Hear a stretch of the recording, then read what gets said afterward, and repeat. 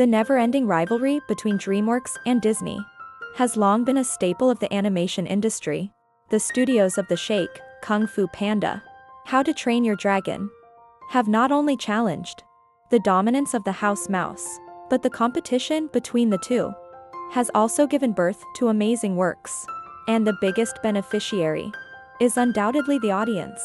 Pixar is currently the strongest team of Disney. So for now, Inside Out Part 2 can be considered the Disney flagship film for 2024. And of course, not to be outdone, DreamWorks also has its own trump card. The film about the incredibly adorable robot, called The Wild Robot, will the Oscar race this year. Between The Boy Fishing on the Moon and Mickey Mouse, who will be the winner? The answer is very difficult to predict.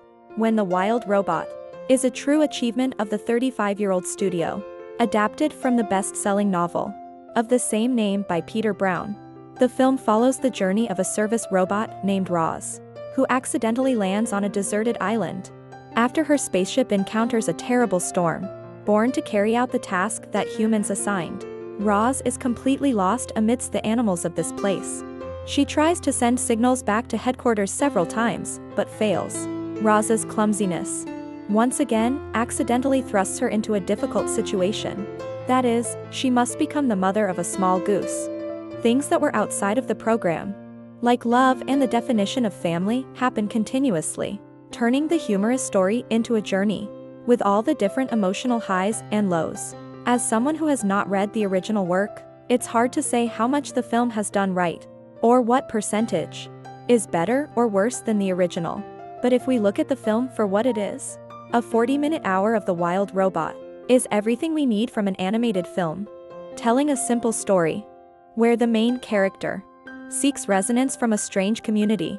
The film immediately grabs the attention of the audience when it shows us the contrast between hairy animals from nature and a robot made with artificial, pre-programmed molds.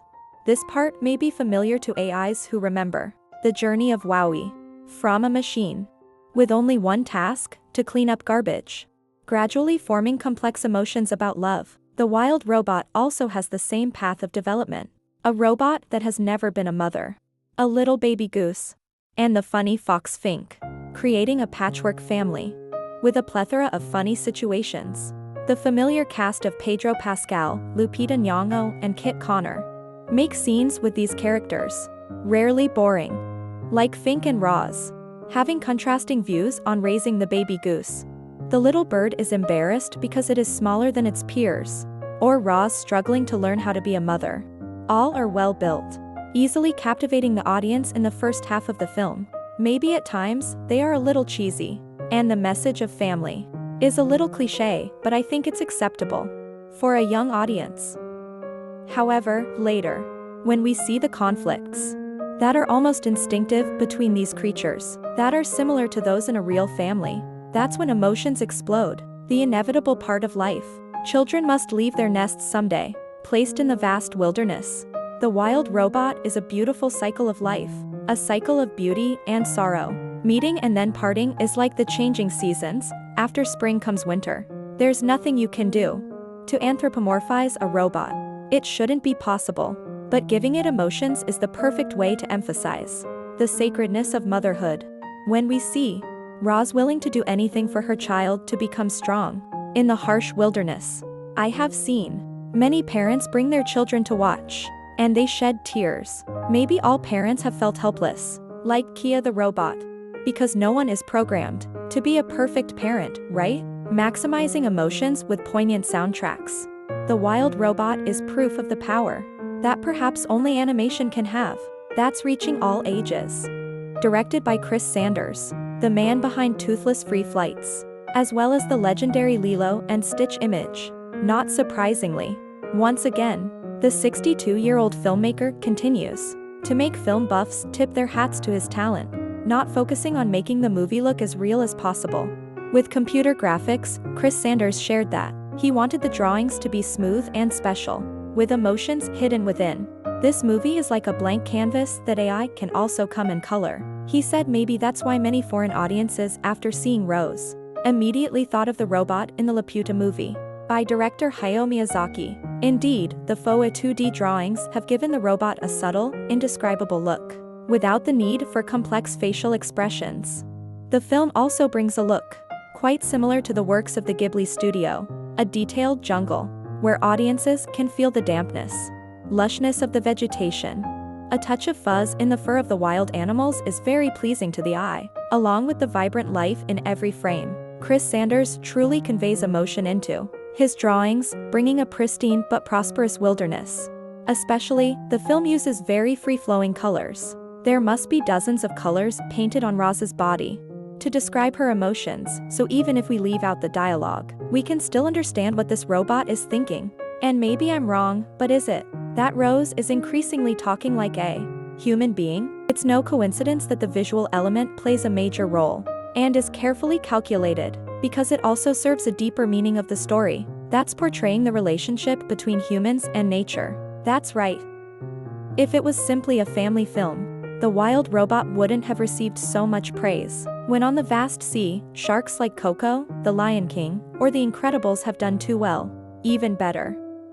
What truly elevates this brainchild of DreamWorks to the peak is a subliminal message that runs very cleverly in the background, and I won't spoil it to avoid affecting your experience. But when watching, try to see how Earth has become a wasteland in the context of the wild robot. From the storm at the beginning of the film, the changing landscape as geese migrate, or the unusually cold winter, environmental problems, climate change affects the story, initially only indirectly, becoming increasingly serious, and by the end, it even plays a key role. Isn't this very similar to natural disasters in real life? They are becoming increasingly devastating to our lives, aren't they?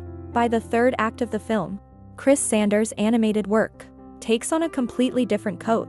Talking about humans in the film, humanity is a secondary factor, appearing briefly and almost without dialogue. But if you pay close attention, we are the catalyst for all the contradictions. In the story, Roz is a product of humanity, programmed by humans, so her clumsy actions in the wilderness are a beautiful allusion to the disconnect of the most intelligent species on the planet with nature. This attention is revealed early on, as right from the opening scene. The film doesn't waste a second to show us the contrast between machines and animals, withdrawing behind high-walled cities. Humankind separates itself from the common flow, looking deeply hidden under the story of a robot who falls in love with a goose. What the filmmaker wants to convey is the message of harmony. We are all children of Mother Earth. We can't deny our own origins, and the journey of the animals on the island, learning to love each other, and loving even a metal machine without a heart, shows a strong belief that this world has enough room for us to live peacefully. The original title of the work is also a contrast, as machinery goes along with wilderness. But as we said, if this planet is our common home, there's nothing strange about that. And in the scene we see in the trailer, when Roz says she is a wild robot, and the roar of all creatures, it's a very powerful image. The beauty is that despite a layered script, the film almost never becomes too heavy-handed for young audiences. It remains very bright to understand, even with a lot of details packed in. Director Chris Sanders' talent really makes us admire him. Stunning, cute, touching, humorous, and humanistic. The Wild Robot has done so much in its short runtime, and it's not just one of the best animated films of 2024, but also one of the most memorable films in recent years. The 2025 Oscars are expected to be very lively. DreamWorks once again proves that they are the unique studio of the animation world, and they may not always produce masterpieces, but cinema would be much less exciting if it lacked the arch-rival of Disney.